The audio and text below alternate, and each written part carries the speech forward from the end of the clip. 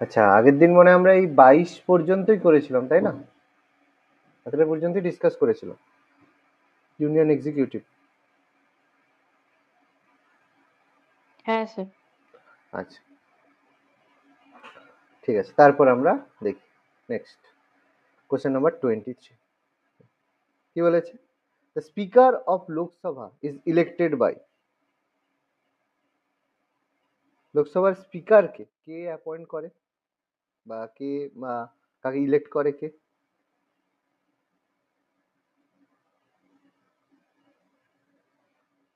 বলো, এটা তো সহজ ছিল।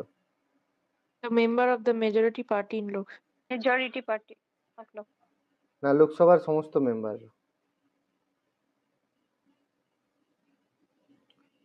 না না এই দেখো, এখানে একটা জিনিস খুব ভালো করে বুঝবে। আমি সেই জন্যই তোমাদের বললাম, অ্যাকচুয়ালি ডিসাইড করে কে? অ্যাকচুয়ালি ডিসাইড করে দ্য মেজরিটি পার্টি। কিন্তু যদি বলা হয় কোশ্চেন এরকম, স্পিকারকে কে করে? All the member of the parliament. মাথায় ঢুকবে? পার্লামেন্টের সমস্ত সদস্যরা তারা লোকসভার স্পিকারকে নির্বাচিত করে। ব্যাপারটা কি দেখো, যদি আমি বলি প্রধানমন্ত্রীকে কে নির্বাচিত করে, তাহলে তোমরা কি বলবে? প্রাইম মিনিস্টারকে কে নির্বাচিত করে? Elected by. Prime minister is elected by. কি বলবে? People directly. একদম, তাহলে বলে পিপল। কিন্তু জনগণরা কি বলে যে এ আমাদের প্রাইম মিনিস্টার হবে? না, জনগণরা ডিসাইড করে দেয় কোন পার্টি জিতবে, না। সেই পার্টিকে, সে পার্টি ডিসাইড করে কে প্রাইম মিনিস্টার হবে। সেরকম এই স্পিকার মেজরিটি পার্টি এখানে ভোট দেবে, তার মানে অন্যান্য পার্টি, অন্যান্য যারা মেম্বার আছে তারা ভোট, তাদেরকেও ভোট দিতে হবে যে কে এদের মধ্যে স্পিকার হবে, মানে মেজরিটি পার্টি থেকে বলবে।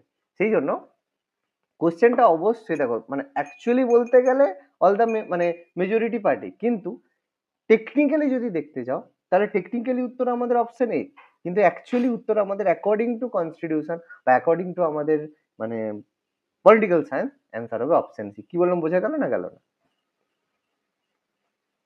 বুঝতে পেরেছি? হ্যাঁ স্যার। হুম। অ্যানসার মানে নিয়ম মেনে হবে তাই তো? একদম, অ্যান্সার নিয়ম মেনে হবে, আসল কথা অন্যভাবে হবে। Very good. নেক্সট, পরের কোশ্চেন ভালো করে ভেবে বলো। Before enacting his office, the President of India has to make and subscribe to an oath or affirmation. মানে যখন যখন prime minister enter his office, মানে যখন প্রাইম মিনিস্টার শপথ গ্রহণ করে, তখন সেটা ওথ আর অ্যাফার্মেশন নিয়ে থাকে, শপথ বাক্য। সেখানে সে কি শপথ বাক্য সে নিয়ে থাকে। To faithful execute the office, সে তার কাজের প্রতি নিষ্ঠাবান থাকবে। টু প্রিজার্ভ আর প্রোটেক্ট কনস্টিটিউশন আর ল কে সে ডিফেন্ড করবে। To devote himself to the service or soul, মানে ভারতের জনগণের জন্য সে তার সমস্ত কাজকর্ম করবে।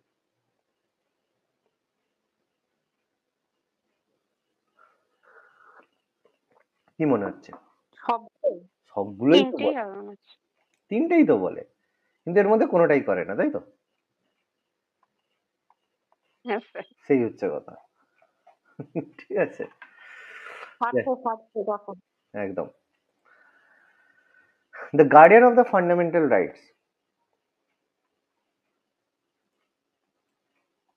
মৌলিক অধিকারের গার্ডিয়ান কাকে বলা হয়? জুডিশিয়ারি। জুডিশিয়ারি। বেসিক্যালি জুডিশিয়ারির মধ্যে কাকে? সুপ্রিম কোর্ট, তাই তো? Supreme court. Supreme court of India. যদি বলে বাই হুইচ আর্টিকেল?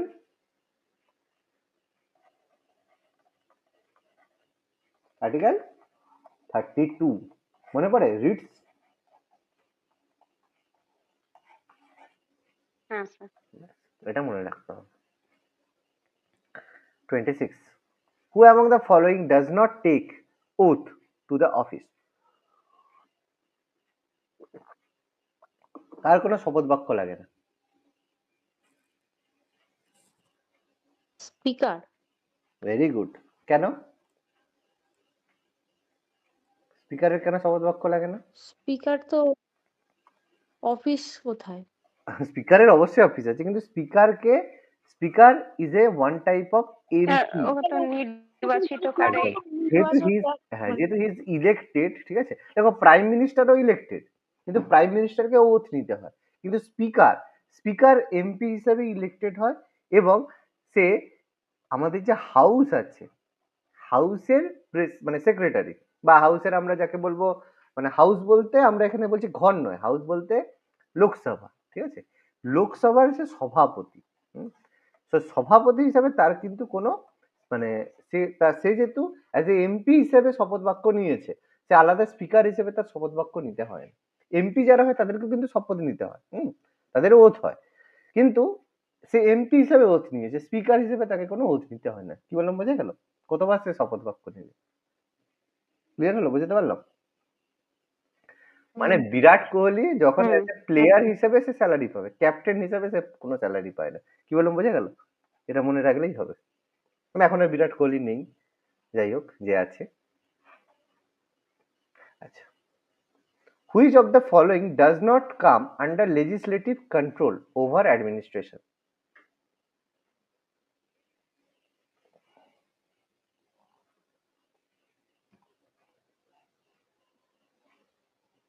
কোনটা বিচার ব্যবস্থার মধ্যে পড়ে না? 0 আওয়ার। 0 আওয়ার তো পড়ে বাবা, 0 আওয়ার, কোশ্চেন আওয়ার, এগুলো তো আমাদের পার্লামেন্টের টাইমিং এর মধ্যে পড়ে।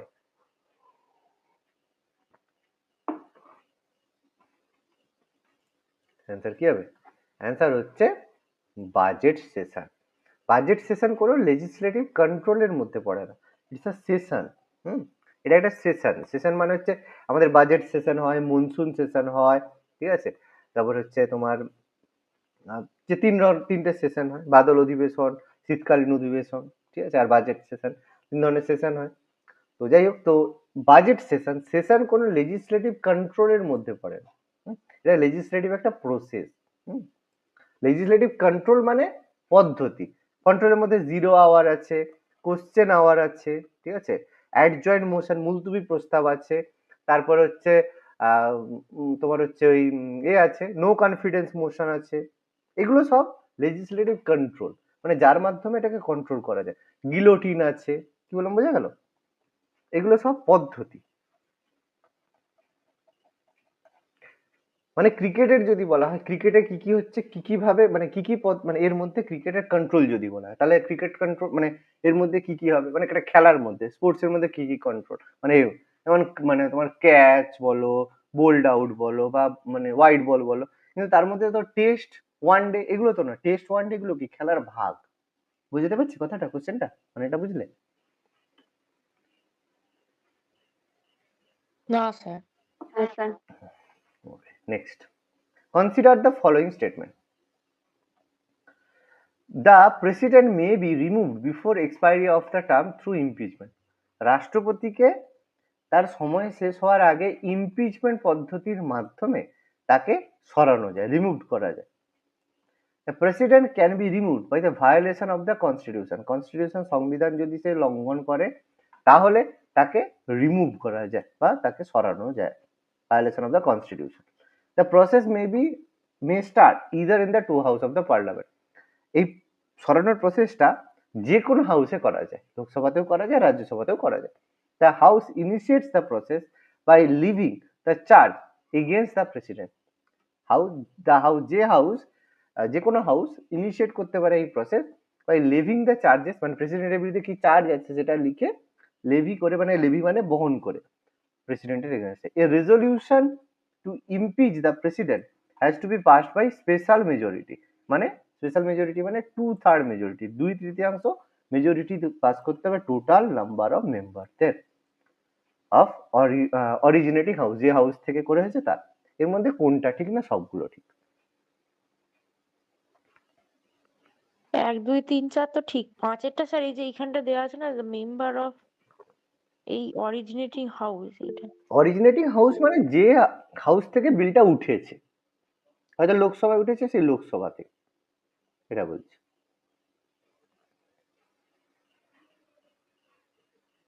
কি হবে? 5 একটু অন্যরকম লাগছে। সবগুলোই ঠিক। রাষ্ট্রপতির যে ইমপিচমেন্ট সেটা অরিজিনেটিং হাউস থেকেও 2/3 মেজরিটিতে হবে, আর বোথ হাউস থেকেই হবে, কোনো চাপ নেই, ঠিক আছে, দুটো হাউস থেকেই হবে, কোনো অসুবিধা নেই। হুম, 2/3 রাজ্যসভা থেকে 2/3 ভোট পেলেও মানে ইমপিচ করা যাবে? দুটো জায়গা থেকে, বোথ হাউস থেকে, মানে লোকসভায় 2/3 হলো, রাজ্যসভায় হলো না, তাহলে হবে না। বোথ হাউস থেকেই 2/3 হতে হবে। গেল, বোঝা গেল? এটাই তো বলেছে total number of the members of the originating house, মানে যারা বলছে তাদেরটাই বলছে তো নাকি? এখানে কথাটা বলেই দিয়েছে যে স্পেশাল মেজরিটি।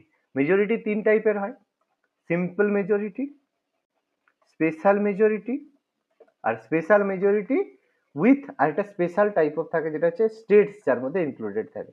এখানে স্পেশাল মেজরিটিটা কি সেই সম্পর্কে বলেছে, অন্য কিছু বলেনি। কি বললাম, বোঝা গেল? স্পেশাল মেজরিটি মানেই হচ্ছে দুটো হাউসের 2/3 মেম্বারের হ্যাঁ, মেজরিটি। বুঝতে পেরেছি। বললাম, বোঝা গেল? ওকে, next. Consider the following statement.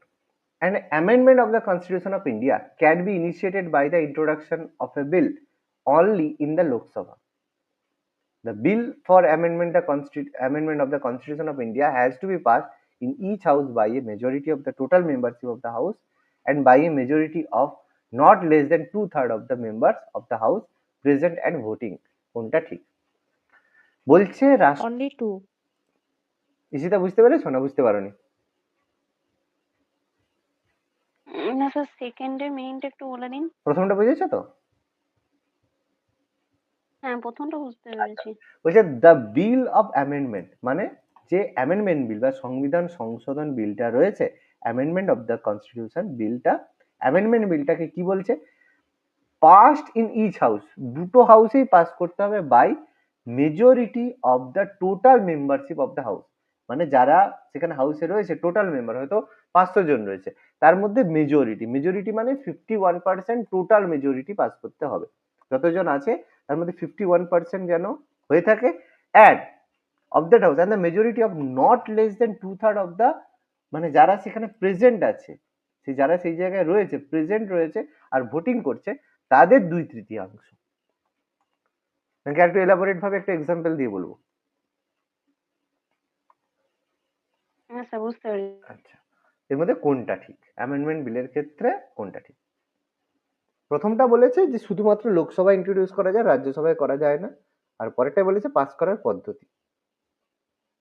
দুটোই ঠিক। না, প্রথমটা ঠিক এই নয়।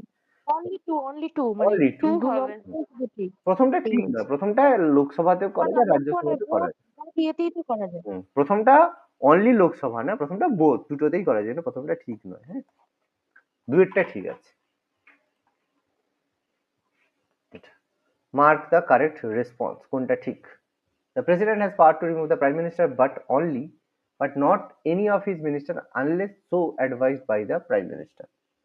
The president can remove prime minister the moment he loses his majority in the Lok Sabha. The president has power neither to remove the prime minister nor any of his minister unless the prime minister loses the support of the majority in Lok Sabha and tenders his resignation. The president has a power to remove any of the minister at his pleasure. মানে এগুলো বুঝতে পারছো না পারোনি? বিয়েরটা সিএটার মধ্যে কি ওই মানেটা? বিয়েরটা বলছে the president can remove prime minister the moment he loses his majority in the Lok Sabha, মানে রাষ্ট্রপতি প্রধানমন্ত্রীকে সঙ্গে সঙ্গেই সরিয়ে দিতে পারে বা সরিয়ে দিতে পারে সেই সময় যখন তার পার্টি লোকসভায় মেজরিটি হারায়। এটা বুঝেছি, 3 নম্বরটার তফাৎ যে ওইটাই। আচ্ছা, 3 নম্বরটা বলছে the president has power neither to remove the prime minister নর এনি অফ হিজ মিনিস্টার, মানে রাষ্ট্রপতির প্রধানমন্ত্রী বা কোনো মন্ত্রীকে সরানোর কোনো ক্ষমতা নেই যতক্ষণ না প্রাইম মিনিস্টার, যে প্রধানমন্ত্রী, loses the support of the majority in the Lok Sabha, যতক্ষণ না প্রধানমন্ত্রী মানে লোকসভায় তার সাপোর্টটা হারাচ্ছে, অ্যান্ড টেন্ডার্স হিজ রেজিগনেশন, যতক্ষণ না সে তার রেজিগনেশন সাবমিট করছে, ততক্ষণ প্রেসিডেন্টের পাওয়ার নেই, মানে প্রাইম মিনিস্টার বা কোনো মন্ত্রীকে সরানো, যতক্ষণ না। এইটাই হয়, সিটটাই নেই। একদম, এটা কারেক্ট কথা, এটা ভুল আছে, এটা ঠিক কথা। এটাই ঠিক কথা বলা আছে। ঠিক আছে, প্রাইম মিনিস্টার এত সহজ নয় প্রাইম মিনিস্টারকে সরানো, মেজরিটি হারালেই সরিয়ে দেবে সেরকম নয়, তারপরে একটা টাইম দেওয়া থাকে, সেই টাইমের মধ্যে তাকে মেজরিটি প্রুভ করতে হয়। ঠিক আছে, ওই জন্য এই টাইমটা সব গন্ডগোলটা হয়, সব এই টাকা টাইমটাই ফাকা খাইয়ে গন্ডগোল, টাকা ফাঁকা হয়। ঠিক আছে, যতক্ষণ না প্রাইম মিনিস্টার রেজিগনেশন দিচ্ছে ততক্ষণ তাকে হয় না। প্রথমে মেজরিটি লুজ করতে হবে, তারপর তাকে রেজিগনেশন দিতে হবে প্রাইম মিনিস্টারকে। ততক্ষণ পর্যন্ত কিন্তু প্রাইম মিনিস্টার বা কোনো মন্ত্রীকে সরাতে পারবে না প্রেসিডেন্ট। এত সুন্দর নিয়ম কার হতে পারে, কে বানাতে পারে? এটা মনে হচ্ছে ইন্দিরা গান্ধীর কাজ। একদম ইন্দিরা গান্ধী। একদম, ইনি ছাড়া আর কে করবে? ঠিক আছে, ভয়ানক মহিলা। যাই হোক, question number 31,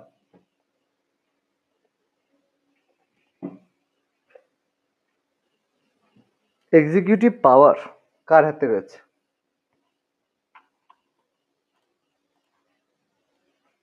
vested the executive power of Indian Union কার হাতে রয়েছে? পার্লামেন্ট। কার হাতে রয়েছে? অ্যান্সার হবে কি পার্লামেন্ট?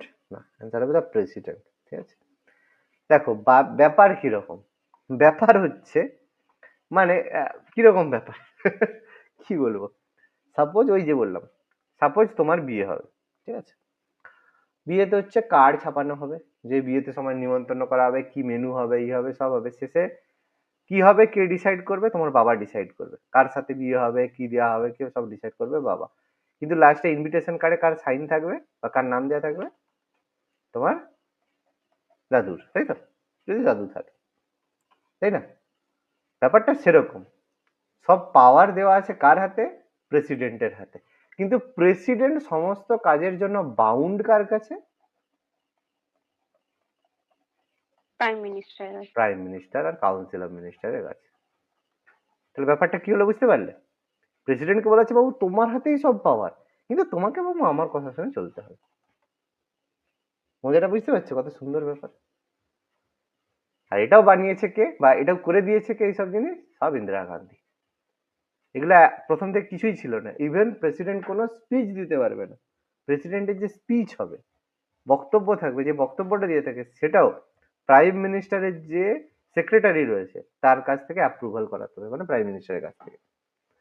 নিজের ইচ্ছে মতো সে কিছু বলতে পারবে না, বুঝতে পারছো? এতটা বড় ব্যাপার।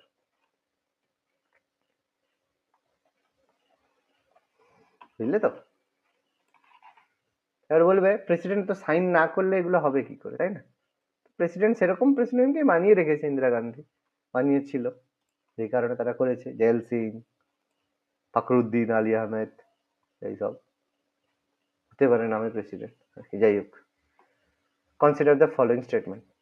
The annual appropriation bill is passed in the Lok Sabha, passed by the Lok Sabha in the same manner. An amendment of the constitution can be initiated by the introduction of bill either Lok Sabha or Rajya Sabha. কোনটা ঠিক?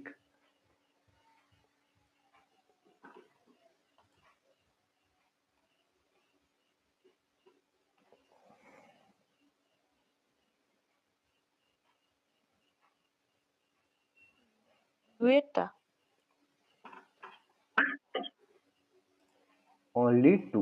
ঠিক আছে, দেখো annual appropriation বিল মানে হচ্ছে বাজেটের কথা বলছে, মেনলি এটা বাজেটের কথা বলছে। বাজেট কিন্তু অবভিয়াসলি লোকসভায় পাস হয়, কিন্তু অন্য সমস্ত বিলের মতো নয়।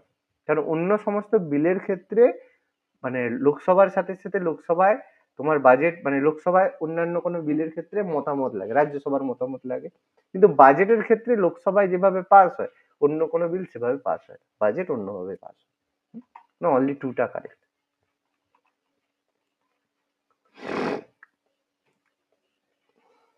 Which of the following statement correct regarding the Joint State Public Service Commission, JPSC, Joint State Public Service Commission, JSPSC?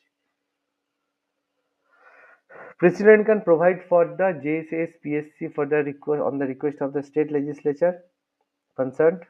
JSPSC will be considered as a constitutional body with all the power of SPSC, State Public Service Commission এর সঙ্গে।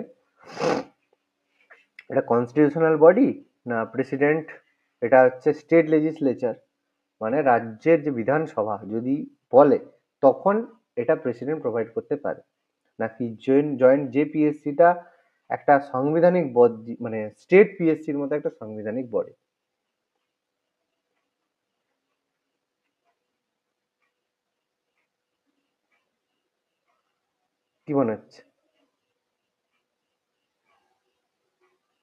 Sir এইটা সাংবিধানিক body নয় মনে হয়। নয় মনে হয়, কিন্তু এটা অবশ্যই একটু বলতে আমি ভুলে হ্যাঁ, গেছি।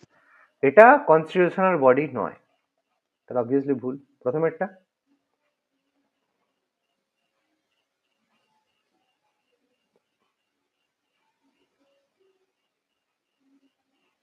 হতেও পারে। না, এটাও ভুল আছে। ঠিক আছে, প্রেসিডেন্ট যদি স্টেট লেজিসলেচার চায় তাহলে দিয়ে দেবে, সেরকম কখনোই না। ঠিক আছে, এটা শুধুমাত্র যদি গভর্নমেন্ট, সেন্ট্রাল গভর্নমেন্ট যদি মনে করে, ঠিক আছে, সেন্ট্রাল গভর্নমেন্ট যদি অ্যাপ্রুভাল দেয় তখন এটা হতে পারে। সেই জন্য দুটোই ভুল, অ্যান্সার হবে নান। কোনোটাই ঠিক না।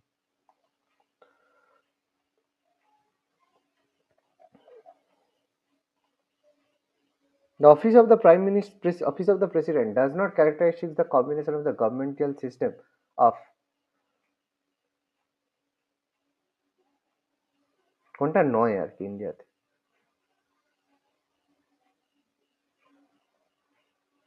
Parliamentary federal. আমাদের কি ফেডারেল নয় বাবা? না না, এটা ভুল বলেছি স্যার, এটা হচ্ছে প্রেসিডেন্সিয়াল রিপাবলিকান, এইটা একদম, হবে। আমাদের প্রেসিডেন্সিয়াল নয় আর রিপাবলিকান নয়, আমাদের অবশ্যই পার্লামেন্টারি রিপাবলিক। পার্লামেন্টারি আর ফেডারালটা ঠিক, ডেমোক্রেটিক রিপাবলিকান ঠিক, রিপাবলিকান পার্লামেন্টারি ঠিক, কিন্তু প্রেসিডেন্সিয়াল অ্যান্ড রিপাবলিকান তো নয় আমাদের, তাই না? 35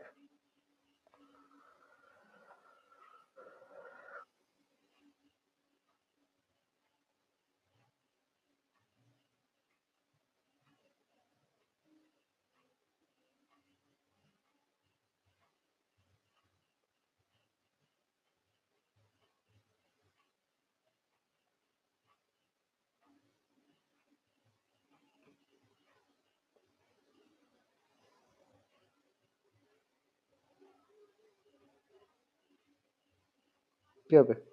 কি রেসিডুয়াল, বলছে স্যার কোশ্চেনটা? আচ্ছা, who can who can legislate the residual power? Residual matter মানে কি বলেছিলাম, কেন্দ্র, রাজ্য আর মানে যুগ্ম তালিকার মধ্যে ভাগ করে দিয়ে বাকি যে কাজ মানে জিনিসগুলো পড়ে থাকে সেগুলোকে রেসিডুয়াল ম্যাটার বলা। এটা কানাডা থেকে নেওয়া হয়েছে। ঠিক আছে, সেটা সেইগুলোর উপরে কে লেজিসলেট করে, সেগুলোতে কে লেজিসলেট করে, মানে সেগুলোকে কে কন্ট্রোল করে। পার্লামেন্ট আর state legislature adjacent to the supreme court, supreme court decide করে দেবে যে এটা না, parliament after state legislature concern, মানে স্টেট লেজিসলেচারের সাথে কনসার্ন করে পার্লামেন্ট করবে, না স্টেট লেজিসলেচার নিজে নিজেই রাজ্যের সভা করবে, না পার্লামেন্ট অ্যালোন। সুপ্রিম কোর্টটা হবে? না, সুপ্রিম কোর্ট হবে, সে পার্লামেন্ট অ্যালোন? কোশ্চেনটা বলছে যে সুপ্রিম কোর্টের সাথে অ্যাডজাসেন্ট, সুপ্রিম কোর্টের সাহায্যে অ্যাডজাসেন্ট করে পার্লামেন্ট করবে অথবা রাজ্য সরকার করবে। সুপ্রিম কোর্ট বলে দেবে যে পার্লামেন্ট কি কি করবে আর রাজ্য সরকার কি কি করবে, সুপ্রিম কোর্ট ভাগ করে দেবে, অ্যাডজাস্টিয়েটেড বলছে। সুপ্রিম কোর্ট বলে দেবে এটা এটা রাজ্য করবে, এটা এটা কেন্দ্র করবে, সেটা বলছে। এটা শুধু পার্লামেন্ট অ্যালোন নাকি? এটা শুধু পার্লামেন্ট অ্যালাউন করে, কিন্তু মনে রাখবে কথাটা হচ্ছে actually parliament after state legislature concur. ঠিক আছে, মানে বলবে, কিন্তু রাজ্য সরকার বলবে রাজ্য সরকারের সাথে আলোচনা করে আমরা করছি, কিন্তু অ্যাকচুয়ালি হয় না, বলে রাজ্য সরকার বলেছে করছি, কিন্তু পার্লামেন্টই করে, কিন্তু আফটার স্টেট লেজ। ব্যাপারটা কি বললাম বোঝা গেল? মানে মানি বিলের মতো ব্যাপার। যে রাজ্যসভা যাই বলবে না বলবে সেটাই করবে তারা, কিন্তু বলবে হ্যাঁ রাজ্যসভাও তো এটা বলেছে। কি বললাম, বোঝাতে পারলাম কথাটা? মানে অ্যাকর্ডিং টু কোশ্চেন, মানে অ্যাকর্ডিং টু কনস্টিটিউশন উত্তর দিতে হবে। Next, what should be the gap between the first no confidence motion and second non confidence motion? একবার নো কনফিডেন্স মোশন করলো, ঠিক আছে, দেখলো না জিতে গেছে, আবার কবে করতে পারবে? পরের দিন চাইলে তো আবার করতে পারবে না, কতদিন পরে করতে পারবে? দুটো নো কনফিডেন্স মোশনের মধ্যে গ্যাপ। 3 মাস। না, অ্যান্সার হচ্ছে 6 মাস। 60 days না? না, 6 মাস, 6 মাস। 6 মাসের আগে নেক্সট নো কনফিডেন্স মোশন করতে পারবে না। কাজ নেই, প্রত্যেকদিন পরে পরে নো কনফিডেন্স মোশন করবে? 6 মাস। একবার যদি নো কনফিডেন্স মোশন করে হেরে যায়, 6 মাস আর করতে পারবে না। এত টাকা দিয়ে যে নিবে, 6 মাস তো অন্তত থাকতে দিতে হবে টাকা তোলার জন্য, নাকি? হ্যাঁ, আচ্ছা, কি হবে 37, which of the following statement relating to the office of the prime president of India is correct?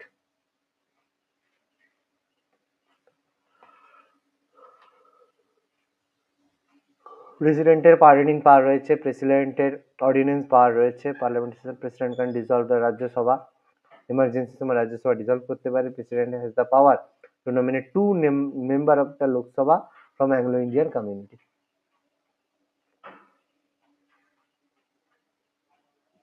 কোনটা ঠিক বা কোনগুলো ঠিক?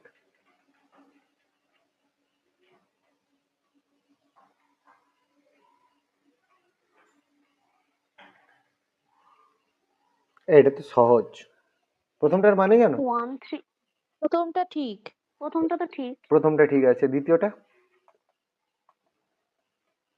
দ্বিতীয়টা প্রমালগেট মানে কি বলছো? দ্বিতীয়টা বলছে প্রেসিডেন্ট অর্ডিন্যান্স ইস্যু করতে পারে যখন পার্লামেন্টের কোনো সেশন চলে না। না না সরি, অর্ডিন্যান্স ইস্যু করতে পারে even when parliament session is parliament is the session. যে প্রেসিডেন্ট অর্ডিন্যান্স ইস্যু করতে পারে যখন পার্লামেন্ট চলে, তখনও প্রেসিডেন্ট চাইলে অর্ডিন্যান্স ইস্যু করতে পারে।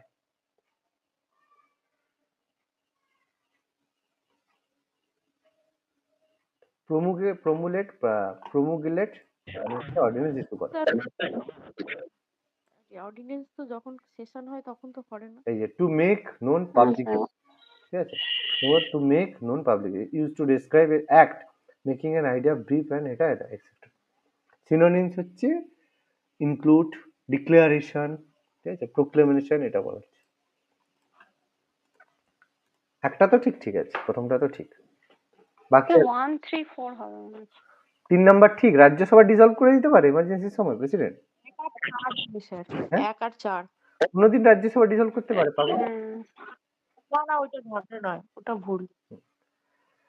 দেখো 2 নাম্বারটা তো হবে না, অর্ডিন্যান্স পার্লামেন্টে যখন সেশন চলে তখন অর্ডিন্যান্স ইস্যু করতে পারে না। এবার দেখো এখানে হওয়া উচিত, এটা একটু পুরনো হয়তো কোশ্চেন ছিল সেই জন্য দিয়েছে, কিন্তু এখন প্রেসিডেন্ট কিন্তু 4 নম্বরটা এখন আর নেই। এখন নেই, 4 নম্বরটাও ঠিক নয়, এটা তো উঠে গেছে। এই জন্য এখন এটা অনলি 1 হওয়া উচিত। কিন্তু যদি আমরা আগের কথা কনসিডার করি তাহলে 4এরটাকে আমরা ঠিক ভাবতে পারি, কারণ এটা আগে ছিল। যদি পুরনো কোশ্চেন ভাবি তাহলে সেদিক থেকে দেখতে গেলে 1 and 4 আমাদের কারেক্ট। কি বললাম বোঝা গেল না? গেল না। 2 আর 3 কখনোই ঠিক নয়, কিন্তু 4এরটা ঠিক কেন? কারণ আগে ছিল বলে। কি বললাম বোঝা গেল? কিছুদিন আগে অ্যামেন্ডমেন্ট হয়েছে, কোশ্চেন যদি পুরনো মনে করি সেদিক থেকে আমরা অ্যান্সারটা করতে পারি। ঠিক আছে, বুঝতে পারলাম ক্লিয়ার কথাটা কি? ওকে, first women speaker of Lok Sabha.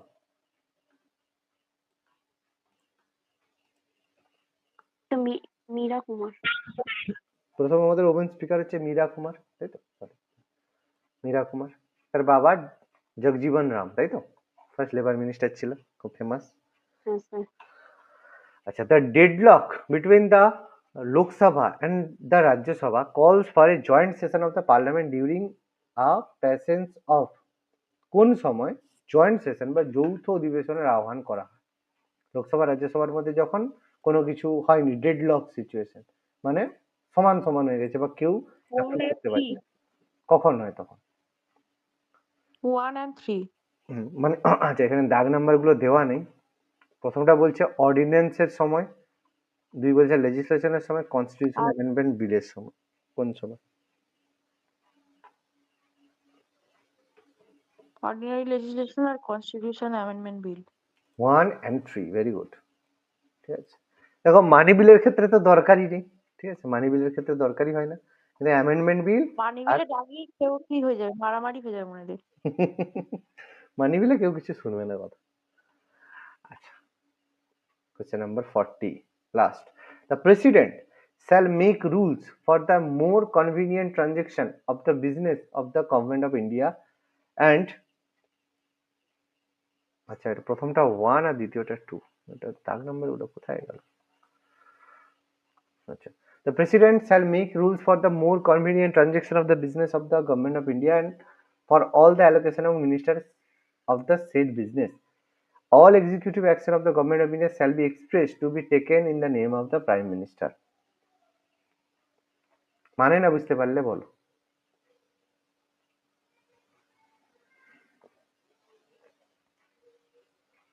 মানে বুঝতে পেরেছো? 1 নম্বরটা বুঝতে পারছি না স্যার। আচ্ছা, বলছে the president shall make rules for more convenient transaction of the business of the government of India and for the allocation among ministers of said business.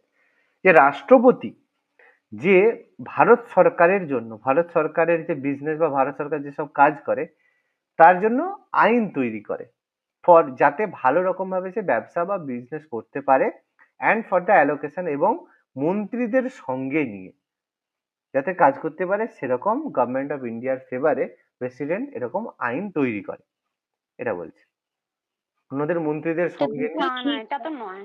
আচ্ছা, 2 বলছে all executive actions of the government of India, মানে ভারত সরকারের সমস্ত যে executive action, মানে যেসব মানে যে এক্সিকিউটিভ মানে কি বলবো, শ্যাল বি টেকেন, যা কাজ হয় সব প্রধানমন্ত্রীর নামে হয়ে থাকে। একেরটা ঠিক মনে হচ্ছে, দুইয়েরটা প্রধানমন্ত্রী না রাষ্ট্রপতির নামে ভেরি নির্দেশ গুড, হয়। দুয়েরটা প্রাইম মিনিস্টার নয়, দুয়েরটা প্রেসিডেন্টের নামে। যা কাজ ওই যে বললাম দাদু, বিয়েতে যা হবে দাদুর নামে হবে, কিন্তু করবে বাবা, প্রাইম মিনিস্টার বাবা, প্রেসিডেন্ট হচ্ছে দাদু, ঠিক আছে? তাহলে দুয়েরটা প্রেসিডেন্ট হবে, কিন্তু একেরটা ঠিক আছে, কারণ প্রেসিডেন্টই তো ল তৈরি করে, মেক রুলস, ল তৈরি করে, মানে প্রেসিডেন্ট সাইন করে। তাহলে ওই যে এমার্জেন্সি, তৈরি করে না সাইন করে, হ্যাঁ। দেখো সাইন যে করে সেই তৈরি করে, তাকে ওই কথাই বলা হচ্ছে। ওই যে ব্যাপারটা কি, সাপোজ ধরো কিরকম ব্যাপার, যে ওই একটা সাপোজ ধরো হচ্ছে তোমার হচ্ছে একটা ব্রিজ তৈরি করছে, সাপোজ ধরো হুমায়ুন আমাদের হচ্ছে তাজমহল কে তৈরি করেছিল বলো, তাজমহল কে বানিয়েছিল? হ্যাঁ, শাহজাহান, তাই তো? তাহলে শাহজাহান কি গিয়ে লেবারদের সঙ্গে কাজ করেছিল না ইট দিয়েছিল, কি করেছিল? কিছুই করে। কিছুই করেনি। কিছুই করেনি, টাকা কিছুই দিয়ে। কিছুই করেনি। টাকাও দেয়নি, ওই ওই টাকাও দেয়নি। ইনস্ট্রাকশনে হয়েছিল। একদম। তাহলে ব্যাপারটা সেরকম, প্রেসিডেন্ট সাইন করে দিয়েছে মানে প্রেসিডেন্টের নামেই হচ্ছে। এবার বোঝা গেল কথাটা? হ্যাঁ স্যার, এবার বুঝতে পেরেছি।